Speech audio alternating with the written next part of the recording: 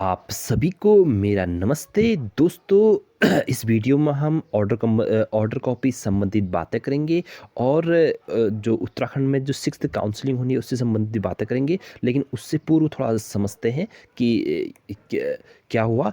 कल 5 मार्च को बहुत बड़ा दिन एनआईएस डीएलएड के लिए कहा जा सकता है, क्योंकि एनआईएस डीएलएड का कल जो हियरिंग होनी थी वो गवई जी के बेंच में आपकी लगी हुई थी। गवई जी ने इस पूरा का पूरा कल क्लियरिफाई कर दिया है, क्लियरिफिकेशन दे दिया है कि जो ये 18 मंथ्स डीएलएड 18 मंथ डीएलएड सब कह रहे हैं, जो कह रहे हैं कि रिक्वायरमेंट नहीं है, जो रेगुलर डीएलएड 2 ईयर डीएलएड के है उससे संबंधित जो नहीं है कह रहे हैं, जो स्टेट उनको साफ साफ कह दिया है कि यह डीएलएड जो है पूरे 2 ईयर यानी कि जो रेगुलर डीएलएड होता है उसके इक्विवेलेंट है, यानी कि उनके समरूप है, उसके समान है, इसमें कोई दो राय नहीं है। और जो भी स्टेट नहीं लेंगे उनके खिलाफ मानहानि का दर्जा किया जाएगा और उनसे उनको बैन लगेगा। दोस्तों ये तो थी कल, और 5 मार्च का दिन हमेशा एनआईएस डीएलएड के लिए स्वर्णिम अक्षरों में लिखा जाएगा। और ये गवई जी ने अब शायद इसके लिए कोई भी हियरिंग अब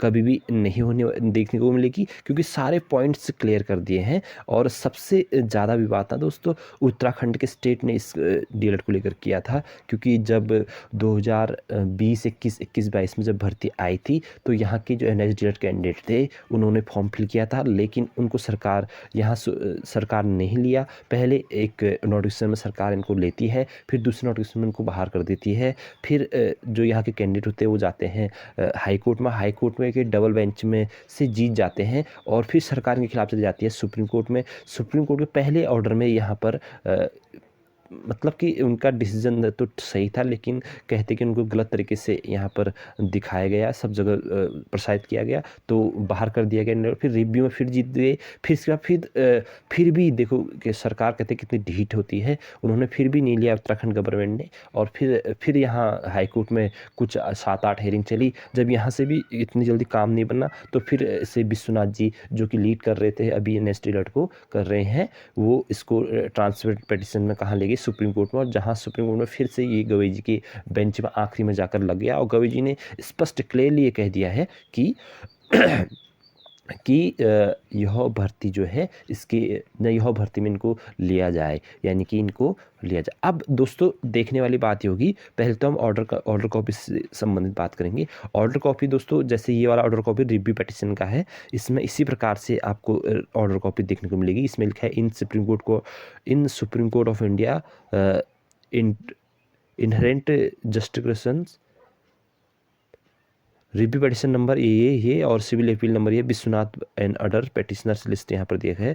दोस्तों ऐसी कॉपी आपको शाम को देखने को मिलेगी, और उसमें क्लियर जो सबसे डाउट अब उत्तराखंड के जो कैंडिडेट हो रहे हैं वो है कि अभी अब 6th काउंसलिंग होने वाली है उत्तराखंड में, 6th काउंसलिंग की डेट निकलने वाली है। इसमें किन को लिया जाएगा, यानी कि किन कैंडिडेट को लिया जाएगा? क्या यह भर्ती जनरल रहेगी, यानी कि सारे जितने लोगों ने उस समय फॉर्म फिल किए थे उनको इस भर्ती में लिया जाएगा, या जो रिव्यू पेटिशन में जो पेटिशनर थे, यानी कि रिव्यू पेटिशन में जो क्योंकि जज ने एक बात कही, गोविंद जी ने बात कही कि यह जो जजमेंट है वो 10 दिसंबर को जो जजमेंट आया था, 10 दिसंबर 2024 को वही जजमेंट ये सेम रहेगा, और उसी को हम फिर से इसमें क्लैरिफाई कर रहे हैं। तो 10 दिसंबर के जजमेंट को में जो लोग पटिशनर थे रिव्यू पटिशन में उनको लिया जाएगा, या फिर जो टीपी में अभी गए हैं, टीपी में जो पेटिशनर बने हैं इनको कैंडिडेट को लिया जाएगा। तो बहुत अभी माहौल यहाँ पर जो पेटिशनर है उनके बीच में बना हुआ है कि हमको लिया जाए, लेकिन हो सकता है कि ऑर्डर अंततः क्या बने, जनरल बने। दूसरी बात ये देखने को मिलेगी कि ऑर्डर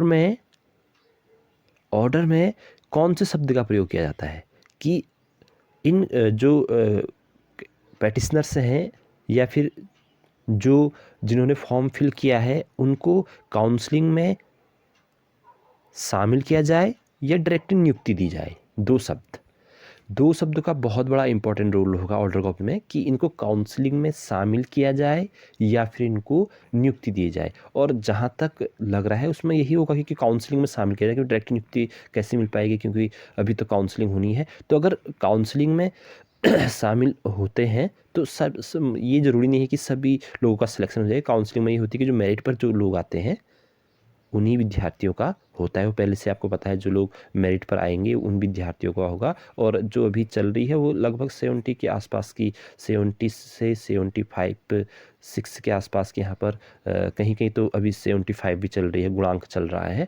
तो ये मुख्यतः देखने को मिलेगा कि कौन से शब्दों का प्रयोग होता है कि काउंसलिंग में इनको शामिल किया जाए होता है, या फिर ये ऑर्डर में लिखा होता है कि इनको डायरेक्ट नियुक्ति मिल जाए। और ये क्लियर तभी हो पाएगा जब ऑर्डर कॉपी आएगी कि सॉरी, कि किन विद्यार्थियों को लेना है, पैटिशनर को लेना है या फिर जनरल लेना है या फिर रिव्यू के पैटिशनर को लेना है, या फिर हाई कोर्ट के जो पहले सबसे पहले जब डबल बेंच जीते 380 लोगों के लिए, जब सबसे पहले वाला सबसे पहले वाला जो परिणाम आया था डीएलएड के फेवर में, उन कैंडिडेट को लिया जाता है। और थोड़ा बहुत निर्भर करेगा गवर्नमेंट में भी कि गवर्नमेंट को कौन से कैंडिडेट को लेना है। और दूसरी बात, एससी ने साफ साफ शब्दों में कहा है कि यह इम्प्लीमेंट जो है 3 मंथ के अंदर हो जाना चाहिए।